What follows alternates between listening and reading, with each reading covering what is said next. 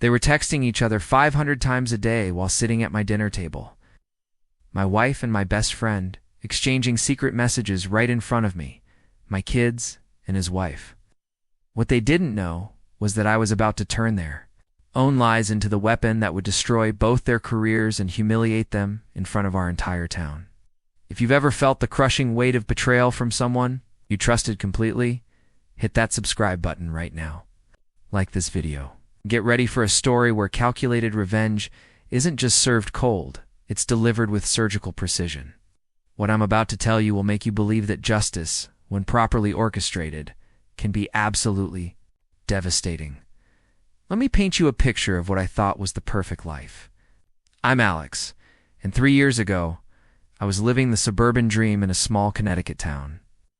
My wife Sophia and I had built our sanctuary, a colonial house with white shutters where we drink coffee every Sunday morning, watching our 2 kids chase each other around the yard. Across the street lived Ryan and Jessica with their twins. From the moment we'd moved in, the 4 of us had become inseparable.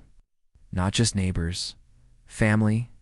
We shared everything: dinners twice a week, joint vacations to Cape Cod, birthdays, anniversaries. I wasn't just my neighbor. He was my brother in every way that mattered. 2 years ago, Ryan decided to run for the Board of Education. I became his unofficial campaign manager. I spent countless evenings in his garage, surrounded by poster boards and campaign flyers, helping him craft his platform and prepare for debates. Sophia, who had worked for the school district for 15 years, used her influence to rally support.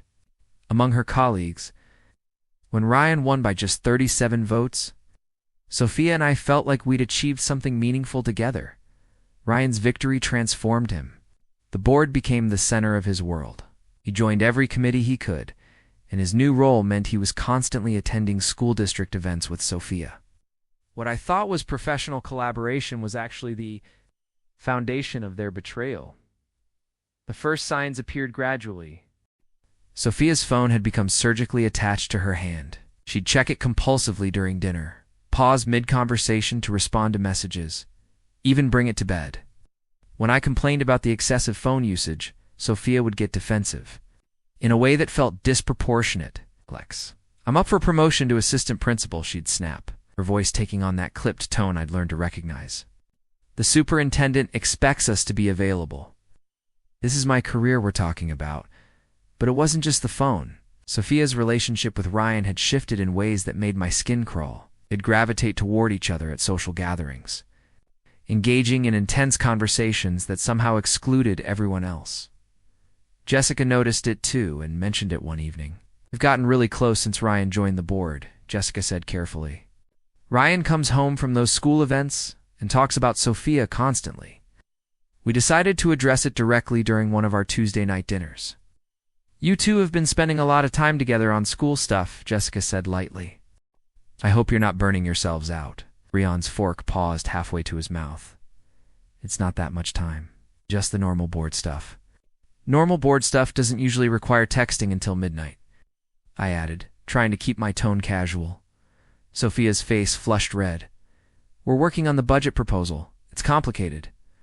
They were so convincing that Jessica and I both felt foolish for bringing it up. We apologized for overreacting and spent the rest of the evening laughing about our paranoia. God, we were idiots. The discovery happened on a Tuesday evening in November. Sophia was upstairs helping our son with homework when her laptop started chiming repeatedly with email notifications. I glanced at the screen to see if it was urgent, and what I saw made my blood turn to ice. An email from Sophia to Dr. Patricia Martinez with the subject line, "Confirming Ryan's attendance at Thursday's session again." My hands began trembling as I clicked on the email. Sophia was confirming that Ryan would be joining her for what appeared to be their 7th joint therapy session. 7 secret meetings with a therapist I knew nothing about? Dear Dr. Martinez, the email read, "I wanted to confirm that Ryan will be attending our session this Thursday. These joint sessions have been incredibly helpful as we navigate this difficult situation. Ryan mentioned you've given him exercises to work on, and we're both feeling more confident about moving forward." I searched through Sophia's email history with shaking hands. What I found destroyed everything I thought I knew about my life. dozens of emails stretching back 6 weeks, references to managing the transition, discussions about when to tell Alex and Jessica, and most damning of all, what Ryan and I have discovered about our feelings for each other is real. We need professional help figuring out how to handle this without completely destroying our families. My wife was having an affair with my best friend. They were using couples therapy to plan how to leave their spouses. I needed more evidence. I logged into our phone account online, and what I discovered was worse than anything I could have imagined. Starting in late August, Sophia and Ryan had been exchanging an average of 200 text messages per day. By the holidays, they were sending each other almost 500 texts daily. 500 messages. That's more than one text every 2 minutes during waking hours. But the timing revealed something even more sickening. I pulled up the dates of our recent family gatherings, Thanksgiving dinner, where both our extended families had gathered at our house. The logs showed that between 2 p.m. and 8 p.m. that day, while we were sharing what we were grateful for, Sophia and Ryan had exchanged 63 text messages.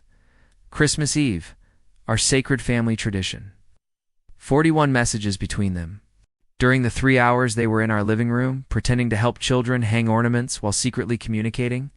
New Year's Eve, when we'd stayed up until midnight making resolutions. 57 messages between 8 p.m. and 12:30 a.m., including one sent at 11:58 p.m. just 2 minutes before. We all kissed our spouses to welcome the new year. They had stolen our holidays, corrupted our traditions, made a mockery of everything I thought we'd built together. The confrontation happened the next evening. I spread the printed emails and phone records across our kitchen table like evidence at a crime scene. When Sophia walked in and saw the papers, her smile died instantly. "What is this?" she asked, but her face had already gone pale. "You tell me," I said, sliding the phone records toward her. 500 texts a day, Sophia. On Christmas Day, while our children were opening presents, you sent 47 messages to Ryan. She sank into a chair, her hands visibly shaking. For a moment, I thought she might deny it. Instead, she looked up at me with tears streaming down her face and said the words that ended our marriage. "I love him, Alex. I'm so sorry, but I love him, and I don't feel anything for you anymore." I remember sliding down the kitchen wall until I was sitting on the floor, unable to process what was happening. Sophia kept talking, explaining how it started during a school district retreat, how they'd tried to fight their feelings, how the therapy sessions were supposed to help them figure out how to break this to everyone gently. "We never meant for this to happen," she said, as if that somehow made it better. "But what we have is real." They'd already made plans. Sophia would move out first, then Ryan would leave Jessica months later. They'd claimed their marriages had simply grown apart. They'd discovered their feelings for each other only after their divorces were final. A carefully orchestrated lie designed to minimize their culpability, as Sophia packed a bag to stay at her sister's house. Something cold and calculating began forming in my mind. They thought they were so clever with their perfect plan. What they hadn't considered was that Ryan's position on the Board of Education made their affair not just a personal betrayal, but a potential violation of professional ethics. Ryan wasn't just my best friend who had stolen my wife. He was an elected official conducting an inappropriate relationship with a school district employee. And Sophia wasn't just any employee. She was about to be promoted to assistant principal with a $40,000 raise. Their perfect plan had a fatal flaw. They'd built their new life on a foundation that could be destroyed by their own actions. I spent the next week gathering evidence and formulating strategy. Had enough proof to end both their careers. But sending it directly to the school board might backfire. I was the betrayed husband, possibly seen as vindictive. I needed Ryan and Sophia to destroy themselves. The plan I devised was simple but devastating. I would create a crisis that would force Ryan to reveal the affair himself. I called Sophia a week after our confrontation. "Sophia, I need to warn you about something. Someone found out about you and Ryan. A friend called me, apparently theirs. Someone planning to show up at the next school board meeting to expose your affair publicly." I could hear her sharp intake of breath. "What? Who?" "Oh no," my friend said. "Someone's been asking questions around town, gathering information. They're planning to attend the public comment section and announce everything in front of the whole community." Oh my God. Alex, you have to stop them. I tried, I said, injecting helplessness into my voice. But they're furious about what you two did. They won't listen to reason. Within 30 minutes, Ryan called me, his voice shaking. Alex. Sophia told me about this person threatening to expose us. Do you have any idea who it could be? Ryan, I honestly don't know. This person seems to have done serious investigation. They apparently have enough evidence to be very convincing. The next 24 hours were beautiful to watch. Ryan and Sophia had frantic conversations, trying to figure out who might have discovered their secret. By Friday evening, Ryan had reached the conclusion I'd hoped for. The only way to prevent humiliating public exposure was to get ahead of the story. Saturday morning, Ryan called Superintendent Williams and requested an emergency meeting. I could only imagine Ryan sitting in that office, confessing that he'd been having an affair with one of the district's most respected teachers. According to Jessica, Williams was devastated. Not just professionally disappointed, but personally heartbroken. The resignation was accepted immediately, and Ryan was asked to clean out his office over the weekend. But I wasn't finished. Monday afternoon, Superintendent Williams called Sophia.